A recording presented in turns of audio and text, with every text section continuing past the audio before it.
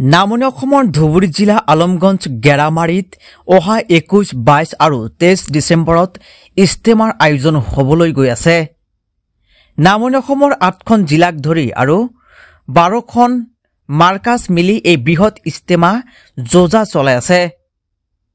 উক্ত ইস্তেমাসমূহত ধৰ্মপ্ৰাণ ভাইসকলে যথেষ্ট সহায় সহযোগিতা কৰি আছে আৰু সকলোকে সহযোগ কৰিবলৈ স্থানীয় ৰাইজে সহায় সহযোগিতা বিচাৰিছে। News desk report Times N24। 23 তারিখত এই ইস্তেমাখন হ'ব।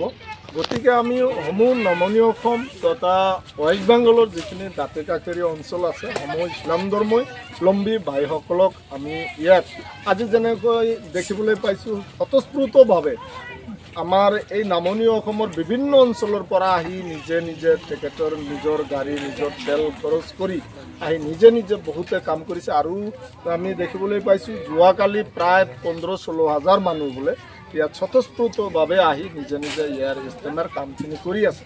গতিকে আমি সমূহ অসমবাসী লগতে স্পেচিয়েলি নামনি অসমৰ যি 8খন জিলাত ইয়াত সীমাবদ্ধ বা ইয়াৰ আয়তন ক্ষেত্ৰ আছে সেই মানুহখিনিক সেই ইছলাম ধৰ্মাৱলম্বী ভাইসকলক আমি অনুৰোধ জনাওঁ যে সকলোৱে যাতে ইয়াত সকলো থকা খোৱা ব্যৱস্থা যাতায়াত পাৰ্কিং যান বাহন নামাজ পঢ়া পানীৰ ব্যৱস্থা সকলো সুব্যৱস্থা আছে।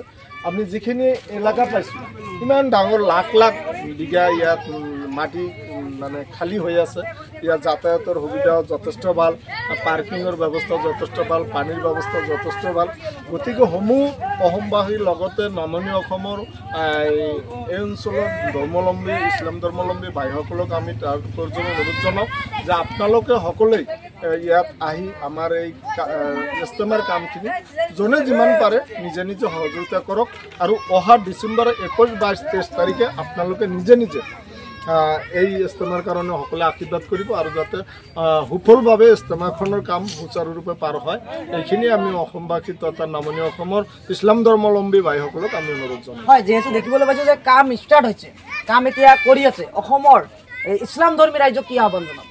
হয়, আমি এইখিনি জনাম যে আমাৰ ইছলাম ধৰ্মাৱলম্বী ভাইসকলে আপোনালোকে য'ত আজি যেনেকৈ পাইছোঁ বহুত মানুহ ইয়াত স্বতঃস্ফূৰ্তভাৱে কাম কৰি আছে আৰু আমি এই আপোনাৰ মাধ্যম দি জনাওঁ যে এই প্ৰতিখন 8খন জিলাৰ যিখিনি মানুহ আছে যে দূৰৰখিনি আমি নকওঁ, এই 8খন জিলাৰ যিটো 12খন ইয়াত 12খন এই মাৰ্কাছ আছে, এই 12খন মাৰ্কাছৰ অন্তৰ্গত যিখিনি মানুহ আছে আমাৰ ইছলাম ধৰ্মাৱলম্বী মানুহখিনি গোটেইখিনি যাতে সহযোগিতা কৰে ইয়াৰে আমি ইছলাম ধৰ্মাৱলম্বী ভাইসকলক আমি অনুৰোধ ৰাখিছোঁ। হয়, ধন্যবাদ।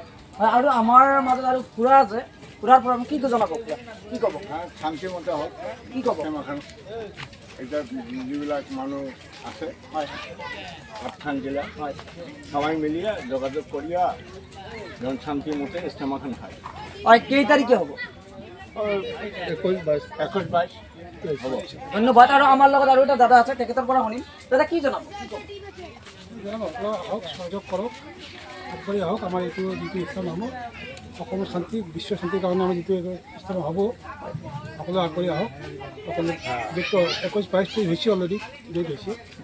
আৰু দেখিবলৈ পাইছোঁ যে কাম আৰম্ভণি কৰিছে বা আৰম্ভ কৰি আছে, আৰু ইছলাম ধৰ্মী ৰাইজক কি আহ্বান জনাব? আপোনালোকে আহক, সহযোগ কৰক, আপোনালোকে কামৰ আগভাগ লওক। যিটো এইবিলাক দান দক্ষিণাটো হৈ থাকে, আপোনালোকে আহক। কাম মানে কালিৰ পৰা আমাৰ আজি আমাৰ বৈঠক হৈ আছে, ধুবুৰীত মাৰ্কাছত হৈ আছে। কাম আৰম্ভণি কৰিলে আপোনালোকে সকলোকে আহক, আহি কাম কৰক, এইটোৱে আহ্বান। জনাব আমি ইস্তেমাত আহিছোঁ আমাৰ ধুবুৰী ডিষ্ট্ৰিক্টৰ আলমগঞ্জ ওচৰত থকা এইটো আমবাৰী নেকি 8টা ডিষ্ট্ৰিক্টৰ 8খন ডিষ্ট্ৰিক্ট মিলি আৰু 12খন